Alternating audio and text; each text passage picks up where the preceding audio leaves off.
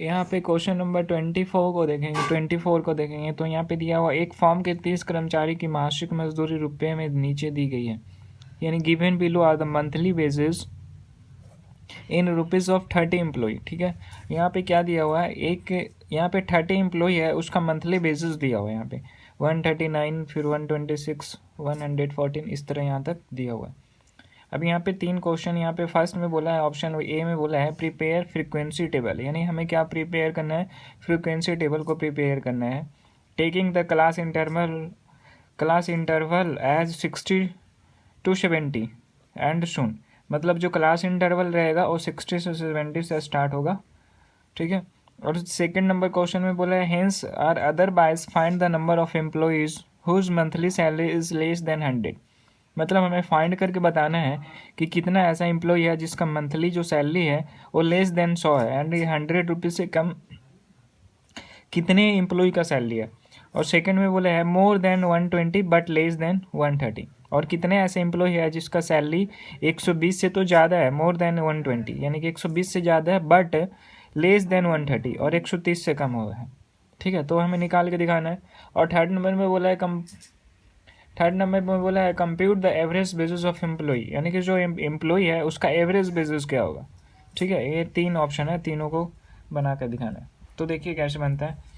यहाँ पे एक कॉलम बना लेंगे क्लास इंटरवल के लिए, एक टैली मार्क और एक फ्रीक्वेंसी और एक मिड वैल्यू और एक डीएक्स के लिए और एक एफडीएक्स के लिए। देखिए तो यहाँ पे बता रहा हूँ क्लास इंटरवल, यहाँ पे फर्स्ट में बोला है प्रिपेयर फ्रीक्वेंसी टेबल, यानी कि ये फ्रीक्वेंसी टेबल को हम प्रिपेयर किए हैं। ठीक है, और इसमें क्या करना है, तो क्लास इंटरवल है और 60 to 70 से स्टार्ट करना है एज सोन ऑन, और उसके बाद तक जितने तक जाएगा उतना तक, है ना। तो 60 to 70 से स्टार्ट करते हैं, तो यहाँ पे लिखेंगे 60 to 70। ठीक है, और टैली मार्क क्या होता है अभी मैं बताऊंगा, पहले यहाँ पे देखिए फ्रीक्वेंसी इसका, तो यहाँ पे 60 to 70, तो यहाँ पे कितने ऐसे एम्प्लॉय है जिसका टोटल 30 एम्प्लॉय का सैलरी दिया हुआ है ना। ये पूरे को काउंट करेंगे तो यहाँ पे 30 होगा, है ना, 3 और यहाँ पे 10, तो 3 into 10 30, यानी कि 30 एम्प्लॉय का यहाँ पे क्या दिया हुआ है, बेसिस दिया हुआ है, मंथली बेसिस दिया हुआ है। ठीक है, एक का 139 है, दूसरे का 126 है, तीसरे का 114 है, उसी तरह आगे में एंड सो ऑन।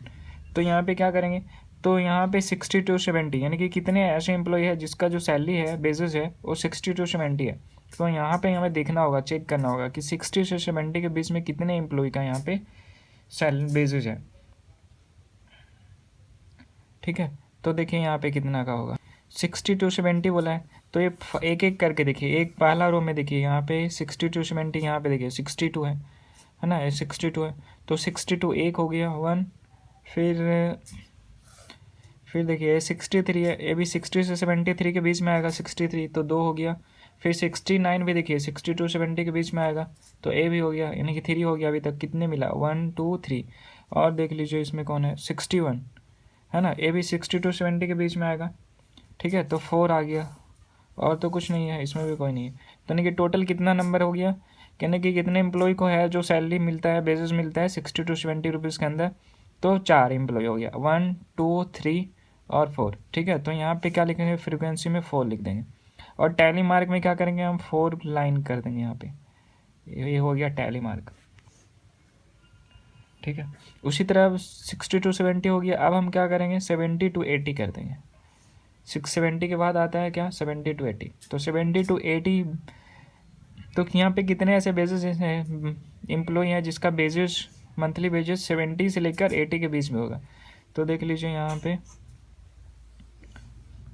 ये देखिए 77, ठीक है, ये 77 है, तो 77 अलग तरह से इसको मार्क कर दीजिए, इसके बीच में आ जाएगा।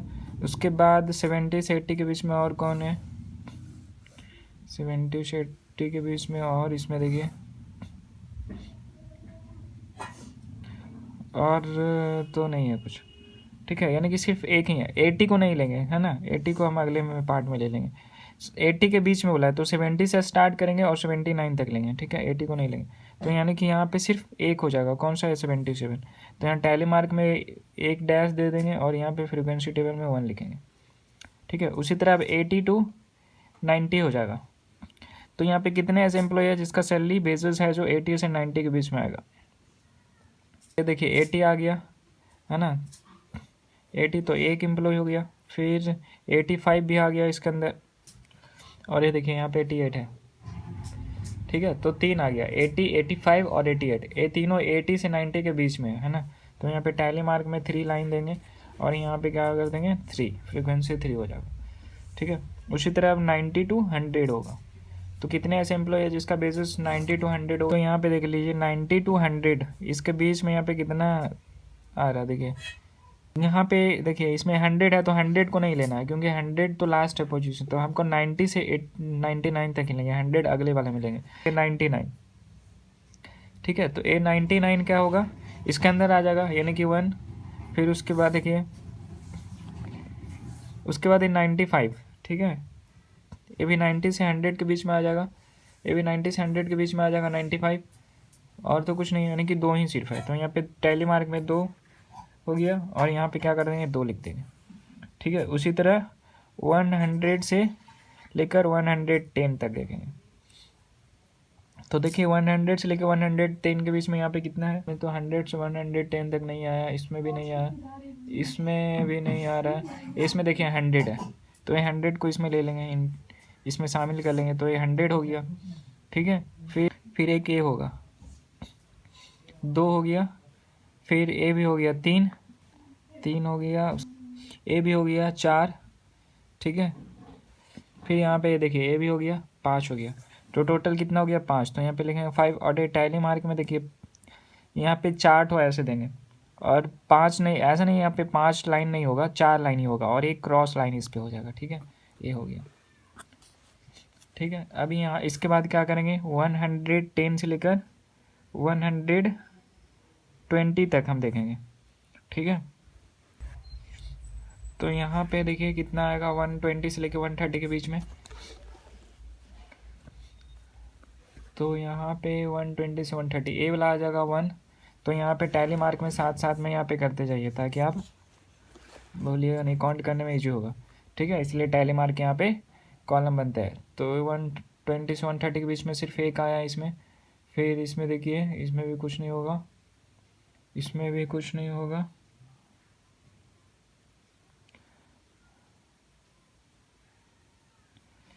फिर इसमें एक आ जाएगा 123, ए 120 से 130 के बीच में है, ठीक है। तो यहाँ पे एक और आ जाएगा, तो यहाँ पे एक टैली मार्क में एक और लाइन दे देंगे, ठीक है। उसके बाद देखिए और कौन सा होगा, उसके बाद इसमें भी नहीं होगा, इसमें भी और कुछ नहीं होगा, इसमें भी नहीं होगा कुछ। यहाँ पे 123, ये भी एक मिल गया, तो यहाँ पे टैली मार्क में एक और लाइन दे देंगे यहाँ पे, ठीक है। उसके बाद यहाँ तक तो हो गया था,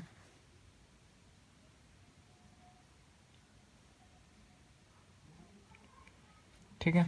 उसके बाद ये लास्ट में देखिए, इसमें 144, 104, 129 ए वाला है, ठीक है। तो एक और मिल गया, तो टैली मार्क में एक और लाइन दे देंगे, यानी कि टोटल कितना हो गया 4, तो यहाँ पे 4 लिख देंगे, ठीक है। अब क्या करेंगे, यहाँ पे 130 से लेकर 140 तक देखेंगे, ठीक है। तो 130 से 140 तक देखिए, यहाँ पे 139, एक तो पहले में मिल गया, तो यहाँ पे टैली मार्क में एक लाइन दे देंगे यहाँ पे, ठीक है।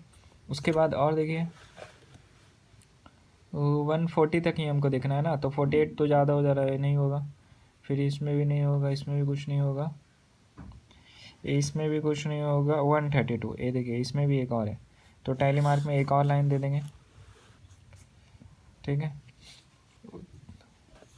टैली मार्क में एक और लाइन हो गया। उसके बाद फिर देखिए कहाँ तक हुआ था, यहाँ तक हुआ था ना। उसके बाद देखिए इसमें 133, ये एक और मिल गया, ठीक है। तो यहाँ पे भी टैली मार्क में एक और लाइन हो जाएगा।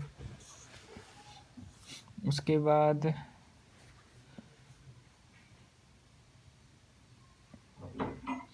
इसमें देखिए एक और मिल गया 134, ठीक है, 134, तो एक लाइन और यहाँ पे हो गया, ठीक है। और तो कुछ नहीं है, तो यानी कि 4 ही हो गया, तो यहाँ पे फ्रीक्वेंसी में लिख देंगे 4। फिर अब 140 से लेकर 150 के बीच में देखेंगे, तो 140 से लेकर 150 के बीच में देखेंगे कितना है। तो देखिए 140 से 150, तो यहाँ पे 148 पहला ही मिल गया, तो यहाँ पे टैली मार्क में एक लाइन हो जाएगा। फिर उसके बाद देखिए और कौन सा होगा, इसमें और कुछ तो नहीं है 140 से 150 के बीच में, इसमें भी नहीं है। फिर इसमें एक है और, है ना, तो एक टैली मार्क और हो जाएगा। फिर उसके बाद इसमें नहीं होगा, इसमें होगा, ठीक है, इसमें डॉट होगा, 1 2, ठीक है। तो टैली मार्क में 2 लाइन और कर दीजिए यहाँ पे, ठीक है।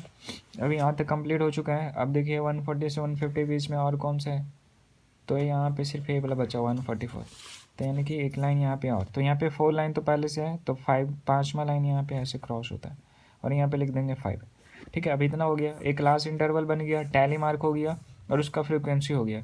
अब यहाँ पे मिड वैल्यू निकाल देंगे। मिड वैल्यू कैसे निकालेंगे, तो यहाँ जो क्लास इंटरवल है इसका देखकर, इसको देखकर मिड वैल्यू निकाल देंगे, यानी कि ये दोनों के मिडिल में क्या आएगा, 60 to 70 है, तो इसका मिडिल में 65 आएगा और इसका मिडिल में 75 आएगा।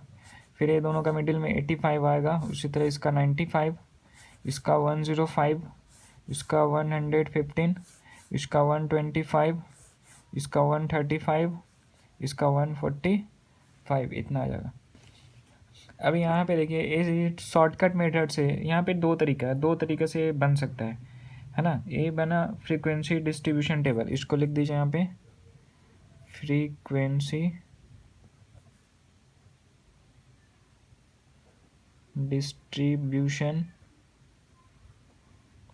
टेबल।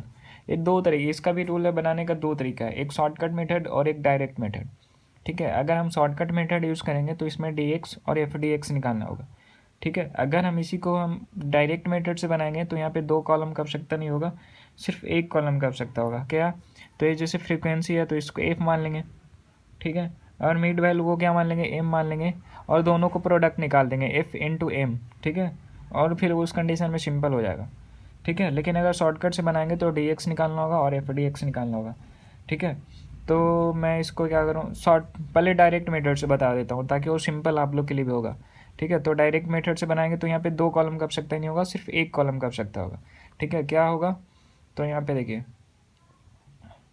यहाँ पे dx नहीं होगा और fdx भी नहीं होगा, यहाँ पे सिर्फ फ्रिक्वेंसी तो निकाल लिए और उसका मिड वैल्यू भी निकाल लिए, तो दोनों को इंटू कर दीजिए, यानी कि सिर्फ प्रोडक्ट निकाल दीजिए। ये फिर कॉलम का कोई यूज़ नहीं होगा, दोनों से कोई एक कॉलम यूज़ कर लीजिए, ठीक है। यहाँ पे प्रोडक्ट, किसका प्रोडक्ट निकालना है, इसको एफ और इसको एम माने, तो यानी कि एफ एम निकाल दीजिए, यानी कि 4 इंटू 65 कर दीजिए, तो कितना आ जाएगा, 260।